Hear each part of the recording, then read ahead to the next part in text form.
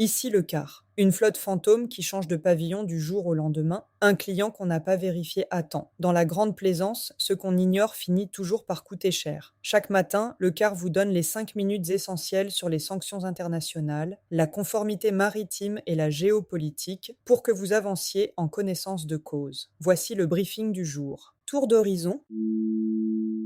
La déclaration de Donald Trump affirmant qu'Ormuz était désormais entièrement déminé et un détroit pleinement fonctionnel a été mis à l'épreuve mardi par un nouveau tir de projectiles non identifiés touchant un pétrolier au large d'Oman, incendie éteint, équipage indemne, enquête en cours. Les alliés de Washington restent sceptiques quant à l'affirmation présidentielle sur le déminage complet. Le trafic reste orienté à la baisse. 5 navires seulement ont franchi le détroit mardi, contre 7 la veille, loin des plus de 130 navires quotidiens d'avant-guerre.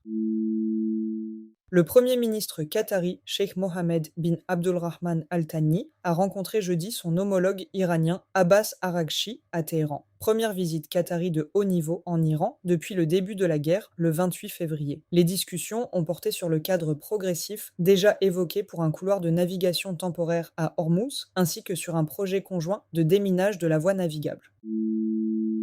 Les conséquences économiques de la fermeture du port yéménite d'Al-Maka, Mocha, se précisent, les dockers et employés portuaires se retrouvent sans emploi, tandis que les commerçants doivent désormais absorber des coûts de transport routier nettement plus élevés pour acheminer leurs marchandises par d'autres voies, faute d'activité maritime dans ce port stratégique proche du détroit de Bab al-Mandeb. Candidat plongé. L'écart entre la déclaration présidentielle américaine sur un détroit pleinement fonctionnel et déminé et la réalité opérationnelle, 5 navires par jour, un nouveau tir de projectiles, des alliés sceptiques sur l'état réel du déminage, illustre un principe simple mais souvent négligé en évaluation de risques maritimes. Une annonce politique ne constitue jamais une donnée opérationnelle fiable. Pour les assureurs et gestionnaires de flotte, seuls les chiffres de trafic effectifs et les rapports d'incidents documentés devraient guider l'appréciation du risque à Hormuz, indépendamment du discours diplomatique du moment. Perspective à surveiller, résultat concret de la rencontre Araghchi-Al Thani sur le cadre de déminage et le couloir de navigation et évolution du trafic quotidien à Hormuz dans les prochains jours.